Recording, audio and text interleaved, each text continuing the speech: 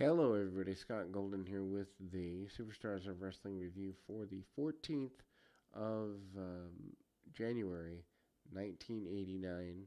And ultimately, I love these Superstars of Wrestling. Found a couple new ones that can go up in the archive, over 200 and what, 260, 250, somewhere in there.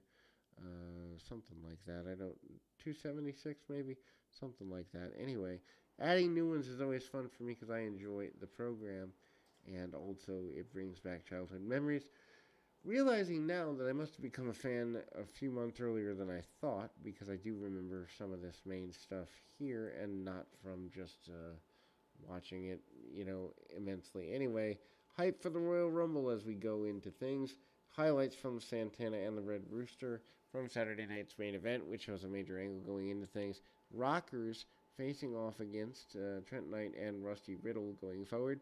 And ultimately, Marty Jannetty, Shawn Michaels, new to the company, coming in right around the fall of 1988. They'd been there a little while before. Jannetty sending his opponent into the canvas pretty quickly and ultimately not wanting to waste a whole bunch of time on things. Then we see Michaels comes in, hits a clothesline on his adversary here, and a very basic series of maneuvers.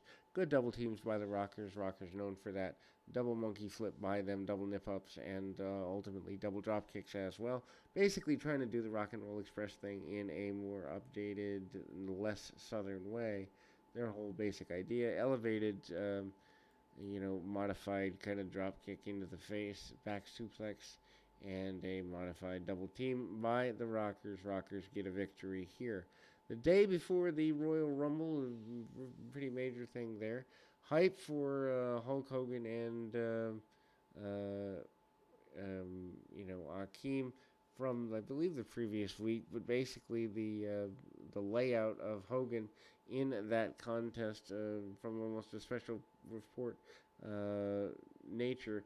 Elizabeth runs to the back, tries to get Randy Savage to help Hulk Hogan. Again, the turn has not happened yet, so in this one, Akeem and the Boss Man are pretty well out there to cause damage. The Boss Man takes and handcuffs Elizabeth and tries to assault her. Then what we see is the Macho Man finally coming down with a steel chair to help Hulk Hogan, not really caring about much. Finally fires him up, and Hulk Hogan basically wonders where Savage is. Savage waited to the last minute, but said he thought he had it, and this is again highlights from Saturday night's main event not too long before. A lot of heavy Saturday night's main event footage here throughout.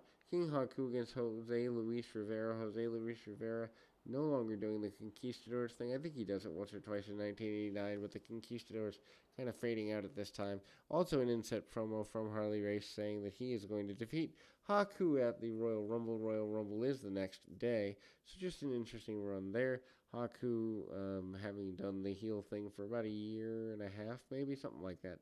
Anyway, attempted roll up by Rivera. Rivera always given a pretty good run here, but Haku managing to get a couple of shots in and ultimately, trying to get things going together. Hits the back super kick style maneuver. Bobby Heenan out there with Haku, and obviously that's there. They're hyping the Royal Rumble because the Royal Rumble is tomorrow, the second Royal Rumble in history as far as a major event. Mr. Fuji promises maybe the Warlord will win. Rick Martel says that he is coming back, and the Royal Rumble, a great place to try his craft, ply his craft as he goes forward here. And ultimately, then we see Bad News Brown basically says he's tailor-made for the Royal Rumble. No, every man for themselves, not a big deal. And then kind of going forward from there, and Bad News says he's ready to go. Sherry Martel and Rockin' Robin going to go at it for the Women's Championship at the Royal Rumble as well. Rockin' Robin basically saying that she is a worthy champion. Not going to highlight the Red Rooster and none other than the Tito Santana match from Saturday night's main event. They replayed this. That's why I think there must be some footage that was lost because they're doing a lot of replaying on this particular day. We go back to the event center, more hype for the Royal Rumble. again being the next day, and ultimately just an amazing time. The 30 man over the top Royal Rumble. Andre the Giant, or Bobby Heenan does the talking for Andre, where he basically says that in fact um, everybody needs to watch Andre a little closer there, as it relates to Andre going to pitch everybody out, including but not being limited to or worried about Jake the Snake Roberts or anybody else for that matter. Andre saying he's going to herk him up, hoist him up, and kick him out. Then we go to the Ultimate Warrior, your Intercontinental Champion, a little bit off SummerSlam here. Obviously, Warrior as Intercontinental Champion, a guy who we really do want to see at least take some foray. And of course, Vince McMahon, Jesse Ventura, your commentators for the day. McMahon always behind the Warrior. Warrior hits what you would expect him to hit, a series of clotheslines and other really basic maneuvers, nothing necessarily worth writing home about.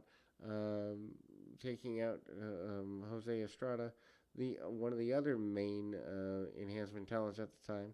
Warrior, drives his man into the canvas. Doesn't even take the Intercontinental Championship off. I just looking a little crazy. Rick Rude getting ready for the Warrior. The Super Pose Down is less than 24 hours away. And then we see the Brother Love show, Brother Love interviewing the Honky Tonk Man and Greg the Hammer Valentine with Jimmy Hart, promising that